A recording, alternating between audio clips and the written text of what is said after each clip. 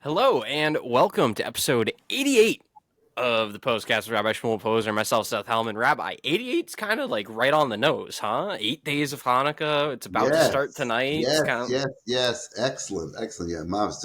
It's another sign from Hashem that He's running the world. Because, we're really big into Hashgacha Pratis, right? HP. So this will be the pre-Hanukkah slash RSP in Las Vegas episode. Because I was in Are Las you in the Vegas. casinos, Rabbi? Sitting there on the slots, just pressing I buttons? only saw one, actually two, on the way from the airport. They looked exactly like the one in Malden. Malden, Well, I Everett. mean, there are slot machines in the No, in no, the no, no, airport, no, aren't no. there? I'm talking about a casino in Oh, yeah, Everett. yeah. There's a casino like that big brown building. You know what I'm talking about? What, in Boston? Yeah, Encore, yeah. I think it's technically in Encore. Everett. So there's, huh? I think it's technically Everett. It is, yeah. Whatever. It's near there. It's near the Costco in Everett.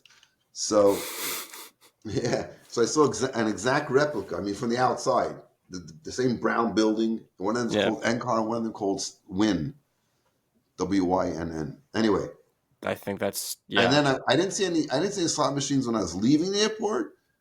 When I arrived, I didn't see on the way out. But when I was taking my flight out, I did see a bunch along the way. I don't know why. I don't know, different places. I don't know what it was. Doesn't matter. So the theme of when I spoke. Okay, I spoke Friday night. I spoke Shabbos day. I spoke Motzei Shabbos Farbrengen. And the Friday night talk, I started off with the Hashgacha Pratis, Divine Providence. And I told him a couple of stories, which we've shared here, I think, on the Pos-cast a number of times, different things that happened. So here's one that you don't know, I know you're going to like. So last Friday, so Sholem wasn't feeling well, so I said to him, I'll bring you some chicken soup for Shabbos. I told him Friday morning. He said, okay, I'll let you know when I'm ready. I'm ready to come down and to get it. So he finally messaged me at 3 o'clock. Shabbos starts at like 5 to 4. I'm like, oh, no big deal. And Yonah Baruch, Noah was here for Shabbos. So I said, okay, come in the car. We're going to bring him some soup and some food for Shabbos. I mean, he had pretty much what he needed, but, just make a little bit extra. So he brought challah and chicken soup, and we get in the car, and I try to tell these people, but what I'm saying, going up there it's like a 5-minute drive, a 3-minute drive. It was like 15 minutes. It was the traffic going down to Star Drive was completely blocked from all directions. And I'm like, oh Hashem, this is gonna be 15 minutes to get there. When we get back, it's already a half an hour, and then we have to. Shabbos is coming. There's things to take care of. Anyway, then as we're going, I said to him, Yon, look at that. There's a taxi that cut in front of us. And look at that guy. He says, wow. I said, look at the number. The number on the car was 1770. I tried to get a picture so I could share it with the world on the Pos-cast, but I didn't get a picture. And the minute I saw that 770, I got calm. Literally, it's like the Rebbe was saying, "Calm down." It was amazing. I thought about it later that it was incredible that just seeing that number, because of course we never should get upset about anything in the world because Hashem runs the world, but we do get upset when things are like you're in traffic and you worry you're not going to get there in time. And then when I saw that, like, all good, calm, it's amazing. And I told him a couple other of these such. I told him, in fact, so the flight to Las Vegas left 6 a.m. So I had to be there like 5 o'clock in the morning. And Thursday night was Yutes Kislev. And there was no schedule for bringing really, because there was something scheduled for Shabbos, something scheduled for Motzei Shabbos, Saturday night. So there was nothing scheduled for Thursday night. But then somebody says, oh, we're making a farbrengen. I think your son wants to make a farbrengen. I said, okay, whatever. Then my son called and says, we're making a farbrengen tonight. Can you come? I said, yeah, of course. So 9 o'clock to learn a mimer, then starts a farbrengen. So I came there at 9 o'clock, 5 after 9, learned the mimer, and I figured I'll stay till like 10 o'clock. Maybe, okay, 11. The mimer takes an hour, 11 o'clock. Then my good friend from North Shore, Nehemiah Schusterman shows up at like 10 o'clock. And I'm like, because it's like a half an hour drive for him. And he didn't drive. He took an Uber. You know what that means? He paid. How does it affect the Farbrengen? If you Uber, you don't have to drive home. Ah. So he sat down next to me and said, I came in an Uber, like, oh no, I can't. So I say, so in his honor, I said till 12 o'clock. So I came home, I went to sleep, probably fell asleep, went to sleep like 1:30, and woke up at 3:30 and went to the airport. I took an Uber to the airport so I could drink on the plane. I went to the airport, and it was crazy because in the pre what do you call it? Pre-line. Pre-board? No, like you. Oh, come on, what's it called? Wait, so when you're at the security? TSA pre. Yeah, TSA pre-check. Yeah. So the line to check looked like 10 times longer than the other line. It actually Yeah, but it wasn't. usually moves faster. Yeah, but it actually wasn't because it's actually only one line and the other one is like zigzags 1,000 times. So it ended up that the other line actually was longer. But anyway, but it was beyond the normal barriers. So people are milling around. So I just walked over and sort of like I was getting into line, but people are behind me. And then this man says, "No, it's okay." He's there with his wife and kids. It's okay, you can go there. And so you start talking a little bit and find out that he's a Jew. Jewish family from Needham. So I said, okay, that was my sign. Okay, get on the plane. Let's be happy. So how did I end up going to Las Vegas? How did this happen? So that's a story on its own. So the story of going to Las Vegas was this. It goes back to the Kinnis HaShluchim 3 weeks ago. Kinnis HaShluchim. So I drove down, right? And then Friday morning, we go to the oil.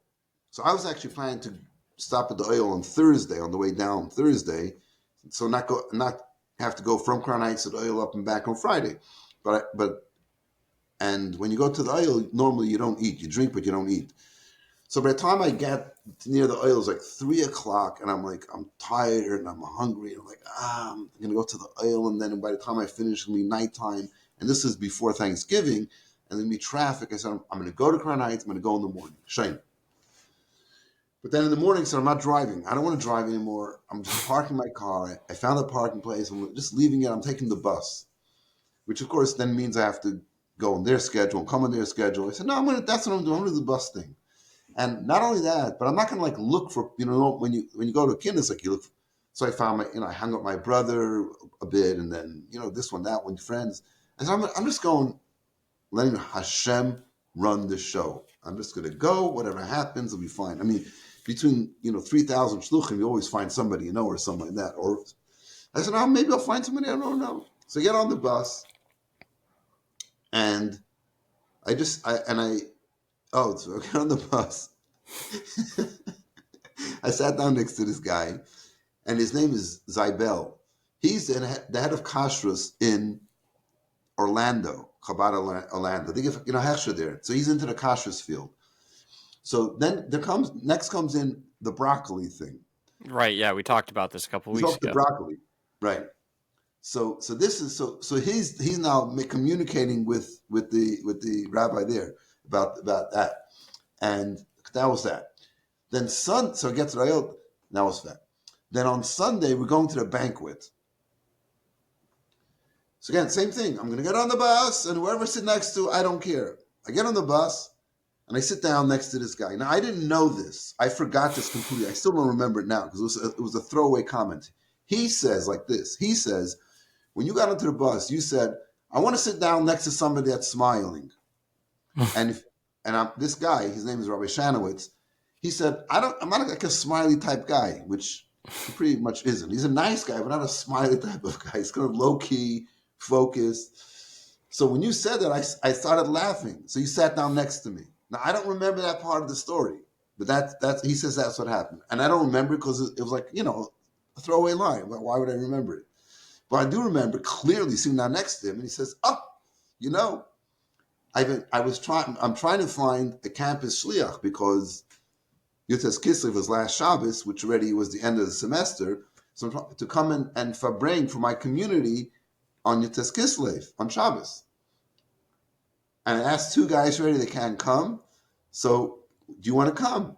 And I said, yeah. Because why did I say yes? Because it was hashgacha pratis. Like I sat down. To me, my whole plan was just to find somebody random and see what Hashem has in mind. So I sat down next to him and I said, "Okay, yeah, I'm going to come." Actually, I didn't say that because they knew I had to speak to Chani first, right? Kind of, Right. But I said to him, "I'll think about it." And then he actually texted me like a couple of days after I got back. A couple of days later, have you decided this and that? And I was actually hoping that Chani would come along, but she couldn't because of school obligations for teaching and principaling. So, so that's how we ended up in Las Vegas. And as time is getting closer, I mean, this is so crazy. I'm flying on Friday morning, being there Shabbos, flying back. But it was incredible. It was really incredible. What was really nice is to see another Chabad community so far away. And everything's Las Vegas, like, the city of sin. Blah, blah, blah, blah. It could have been any city in the world. And that part of what Las Vegas is known for, no connection whatsoever. And the congregation, too, was just a bunch of Yidden. I sent you pictures. Put up the picture of the shul. Nice shul. Beautiful shul.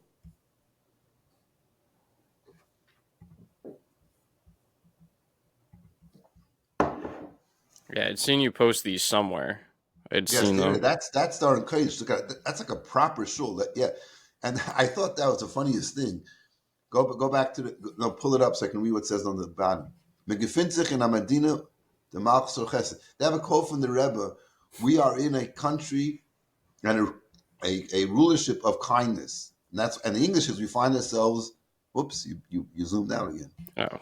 We find ourselves in a country of kindness, the Lab Rebbe, dedicated by the family in honor and with great gratitude for the United States of America. I was shocked. I never saw a Bima cover. I've never seen one like that either. That's funny. Yeah, the other picture, just get the view. I mean, this place looks really, really nice. It's massive. Yes. So if you pull back again, so we can see the balcony. Right above there is a balcony, and then now go up so we can see the bottom. And then, that's the back half of the shul where there's tables. And so Friday night, there was a big meal there for over 100 people. Then Shabbos day was even more people. And that was a big, lunchtime. And then after lunch, we sat down. I spoke during lunch. And after we sat down, I had a farbrengen. It's crazy. And then I went till Mincha. And then after Motzei Shabbos, 8:30, 9 o'clock, in somebody's house, had a Lav Malka. And so I spoke about Hashgacha Pratis. I spoke about Yutes Kisuf, obviously. I'll tell you what that was about in a moment. And then during the farbrengen, when did I say this? I think it was actually Friday night during the meal because I spoke for an hour. I think maybe more. I can't believe that at all. He told me to speak for 45 minutes. I was so exhausted. That's not too bad in terms of budgeting your time. I planned on what to speak about, and then when I got up and looked at the crowd, I said, it's not. I can't. It's going to be too heavy for them. They're not going to get it. This whole thing about Rachel and Leah, how they represent different things, and how Yaakov was more attracted to Rachel because that was more his spiritual thing. And I said, no. I just started. I winged it. I spoke a hashgacha pads for half an hour. And then somehow, I don't know how it got in. I think it was then, or maybe it was Shabbos day. I don't remember. But I did speak about, what would I speak about at a farbrengen? The Rebbe. Rebbe, of course. Jews to fill in. Your favorite thing. A thing that came across in a farbrengen that you don't stop talking about. I'll give you a hint and you'll know in a second. Condiment. Oh, yeah.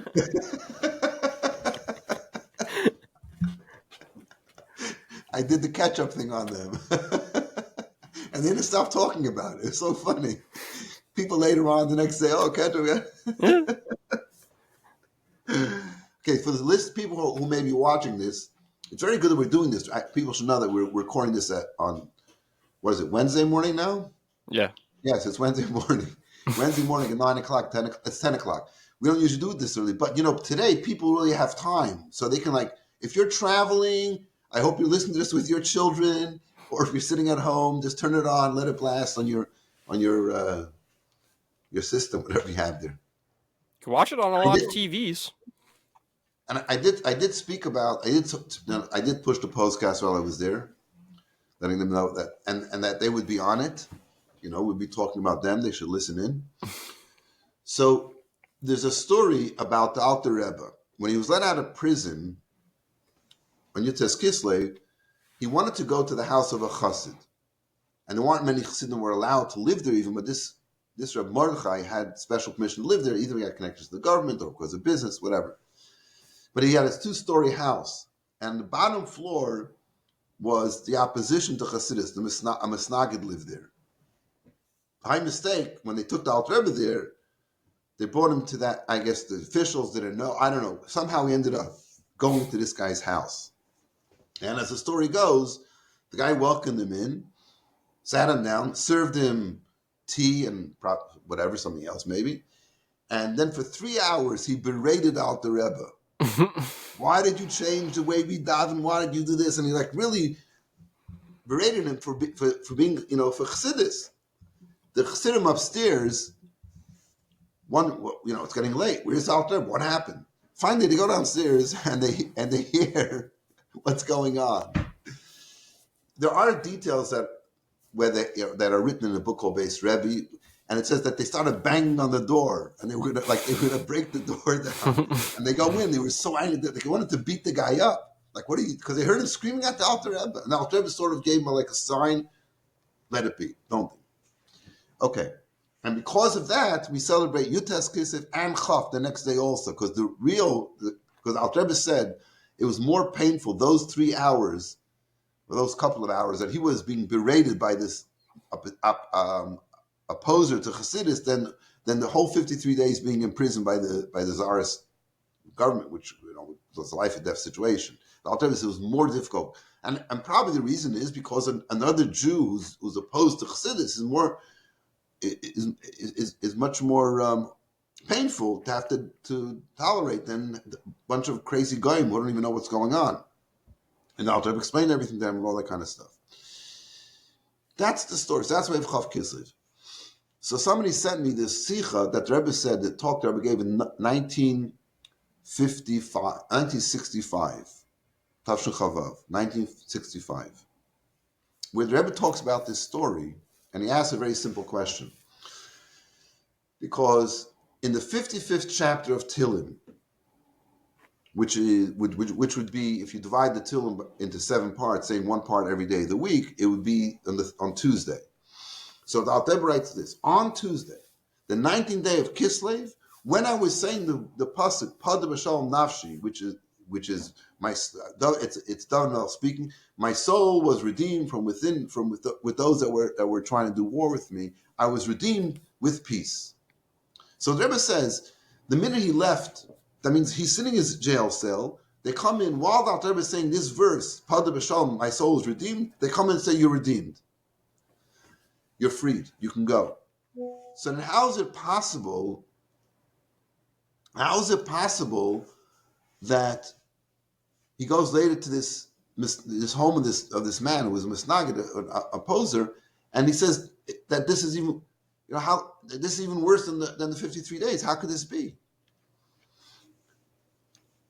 A very powerful question. And the Rebbe explains this like this. He said like this: when the Alter Rebbe opened the door, and when the man opened the door and saw the Alter Rebbe, what was his reaction? His reaction was shock. He was shocked. Why? Because everybody thought that it was over. Once they get arrested, that the Alter Rebbe Godfrey won't ever come out of the prison, right? And so this man was like, okay, we're done with him. When he sees the Alter Rebbe at his door, he was shocked. Now, what happens next? Imagine if you were like, there was somebody that was giving you a really hard time and you thought you were done with the guy, and the guy knocks on your door. What do? You open the door, you see the guy, what would you do? Would you invite him in for tea and crumpets? Probably Would not. you scream at him? Or would you slam the door? Multiple choice. There's a Invite him fourth in? option in there, but you're too kind for that. So Alter Rebbe, what does he do? He welcomes Alter Rebbe and doesn't start screaming at him. He gives him kibud. And when I was speaking, I said, what does the word kibud mean? So everybody says, it means a snack, which is that in modern Hebrew, kibud means, kibud kal means, they'll be like, if you have a program, you have kibud kal means light, it means you have light snacks. But the word kibud with a chaf is like the same as kavod. What does kavod mean? Honor. So he's honoring God, and that's what it is. When you say come to my house and I'll give you, we'll have some right refreshments. That means I'm going to honor you by giving you the food. So in a sense, he was honoring the Alter Rebbe. And so the Rebbe starts to talk. He says that now it's important that everybody has to reach out, just like the tribes when they were in the desert, when they would rest in the desert, there would be 3 tribes on each side of the Mishkan. So that on each direction and that's symbolic of we have to, every direction, wherever we go, we have to be there to try to reach out to other Jews and to affect the world. And so this is what happened when the Alter Rebbe went there and he welcomed him. That was the beginning of a process. It doesn't happen in a second. The same way we have stories not stories, but stories that support the idea that if the Alter Rebbe wanted, he could have negated the whole imprisonment in 1 second. In other words, he was in control.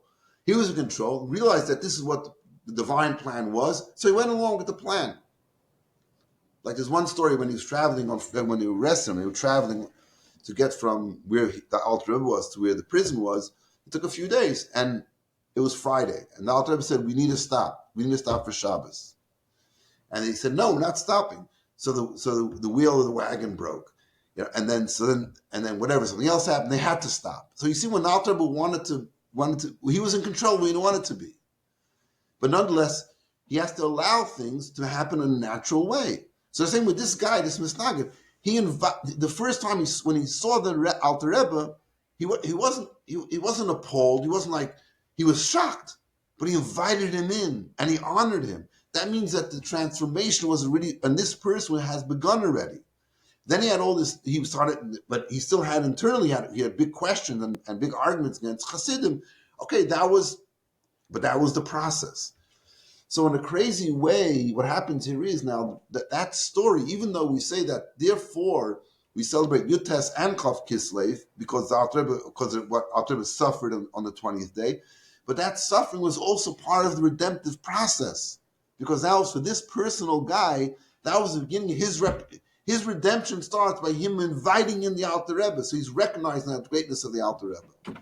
And I never had that perspective, and I was very excited to hear that sikha. I listened to it a few times over, and that's what I shared with the people there. And I said to them that I think the point we can take from this is there is no opposition, not from another Jew.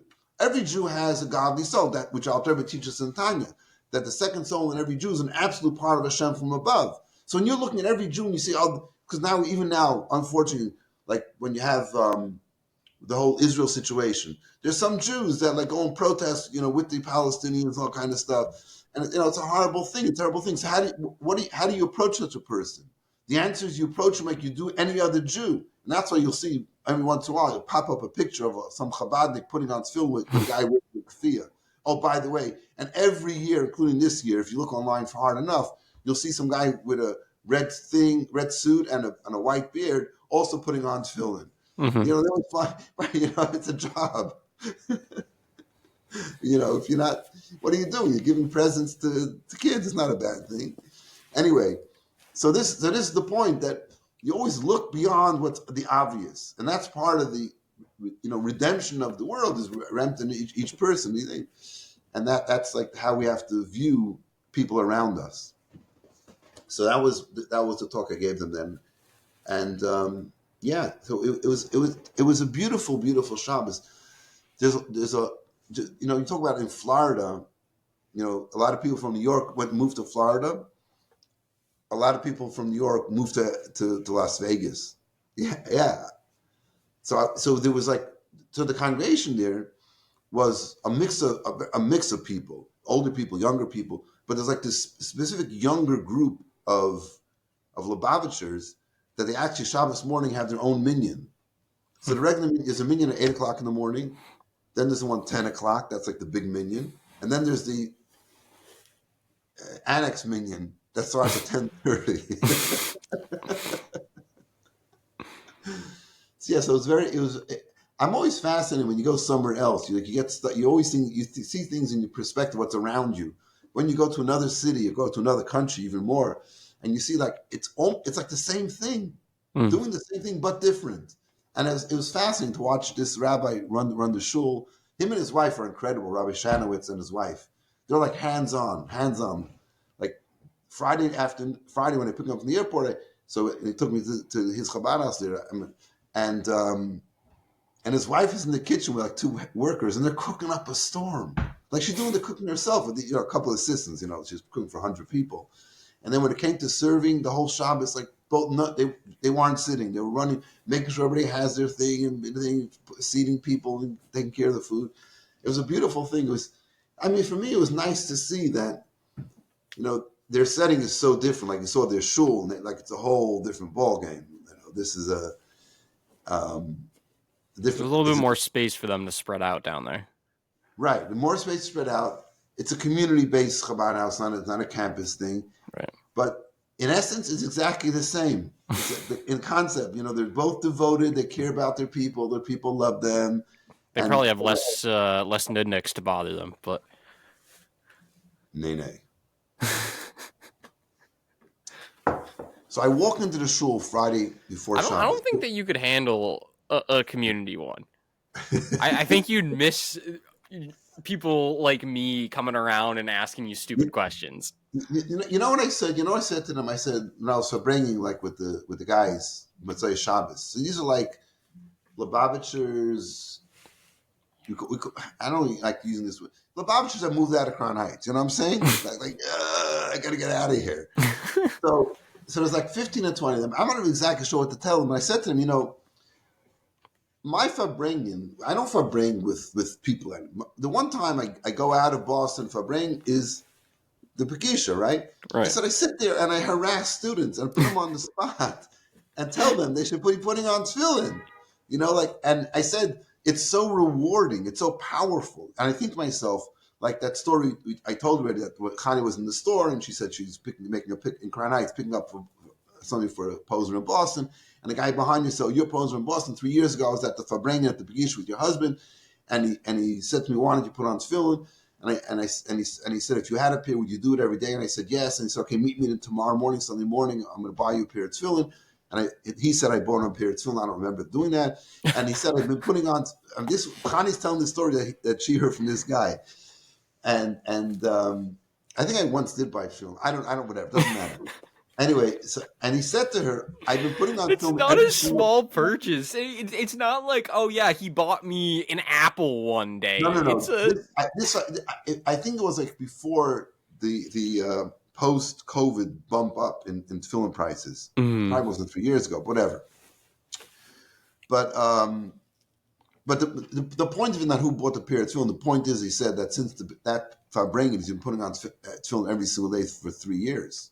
That's crazy. That's amazing. That is an unbelievable thing.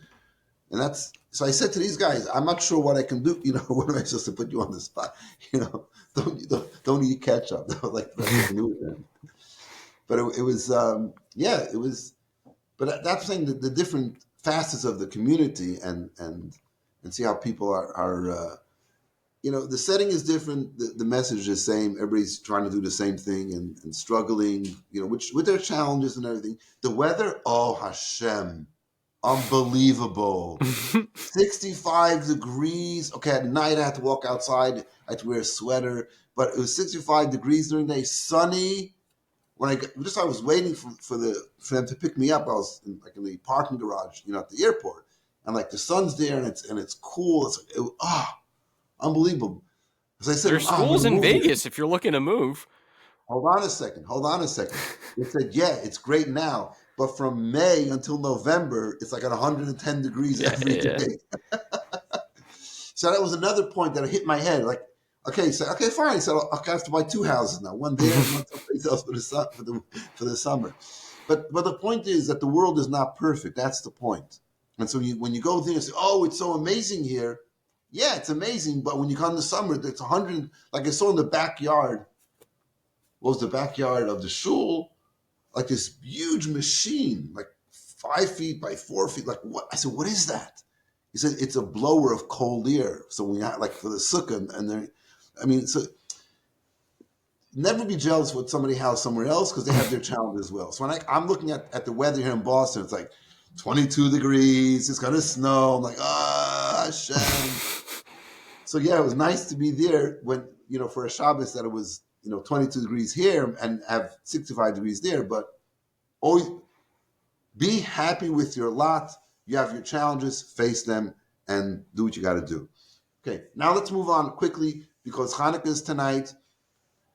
So I want everybody has to, technical. You got to light your menorah every night. It has to burn after it's dark. If you're using candles, light after dark, except, of course, Friday. Friday, you have to light it before you light Shabbat candles, and your candles for Chanukah have to be long enough to go all the way until it gets dark. That's at least an hour.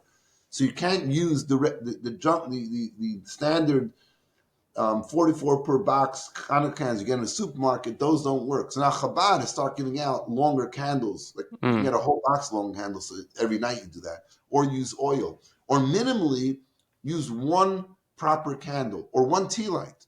Because halachically, technically, if you light one light every single night, you fulfill the mitzvah. You can make the bracha, no question whatsoever. It's customary that you do every night you increase. But if push comes to shove, one candle. So even on Friday, if you don't have long candles, light one bigger candle, so that one will last, through the time. And the shamash, of course, should be higher than the other candles. So if you need to get two candles, that's a very important halachic thing. When's the best time to light? Like, if you go on the Chabad website, the Chabad Zamanim thing, it says earliest time is here. It's 4:17, and then obviously you could light it later. Right. So is it So ideal to light it as 4:17. early as possible, or should you wait? So 4:17 is sunset. Yeah. So technically, and that's why together with that of lighting it. So it says you light the Chanukah will light between Mincha and Ma'ariv. It means after Mincha, before Ma'ariv. So that would be after sunset, but before nightfall. But then you have to make sure that they can last. That's why it says it should last at least 50 minutes. But so soon after sunset, if somebody has candles that don't last that long, definitely wait till nightfall. And if it is very nightfall time, then you should have Ma'ariv first. And the added al nisma we start saying tonight on all of Chanukah. Chanukah we say full Hallel, and there's a Torah reading every day. Yeah, so that's After you can light after sunset, if it'll burn till into the past nightfall, or you can just wait for nightfall. It's not but you shouldn't be doing anything distracting until you light Chanukah candles. Like don't start a meal or anything like that, so you can be focused. And the lesson of Chanukah that we add one candle every night is what's good enough today. Tomorrow you have to add and make more light. And it's a good time. Everybody's in vacation mode now. Get family, friends, neighbors, people you know, invite them to light Chanukah candles or give them a menorah if you have an extra one or get one. And it's very special. Chanukah is a wonderful time. It's a very powerful spiritual holiday because what happened was they cleaned up the Beis HaMikdash and they found one jug of oil that was pure. And it lasted for 8 days. Okay, the miracle lasted for 8 days we're all familiar with. But the key point here was they couldn't find pure oil. Pure oil is no different than regular oil, except that for halachic reasons it's pure, which means it's a spiritual holiday. It's all about spirituality, about the soul, about the neshama. And all this, and you should have a meal together and you should eat latkes and whatever your customs are and play dreidel. It's a family time for sure.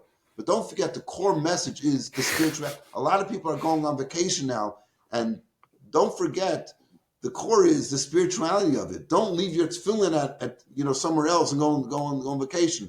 Don't go on vacation in a place where you can't keep Shabbos. Change your plans. Cancel it. You got to be near a shul.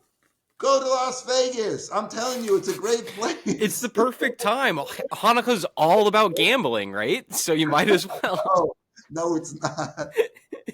But one of the guys in the shul said, from December 25th to January 1st, the whole strip is filled with Jews. Oh, man. So keep in mind, it's about, so when you like, at least when you light your Chanukah candles, focus a minute about your neshama, the soul, and what can you improve to be a more soulful Jew, a more pure oil type Jew, rather than just being caught up in materialism and stuff like that. And Hashem should help. The menorah in the Beis Hamikdash had 7 branches. The menorah we light has 8, obviously because of the 8-day miracle, but also 8 represents beyond nature. And it says that the harp that will be played in the Beis Hamikdash will be a harp of 8 string above nature. So we have to push ourselves a little bit beyond our own personal nature, and Hashem will push himself, so to speak, and bring the beyond nature into nature with the coming Mashiach. And then we'll celebrate Chanukah in the Beis Hamikdash. Amen. With that, thank you so much for listening to episode 88 of the Pos-cast for Rabbi Shmuel Posner. Have a great first 7 days of Hanukkah, and then we'll see you next week for the last one, right? Is that how that works? Is that the right math? Wednesday.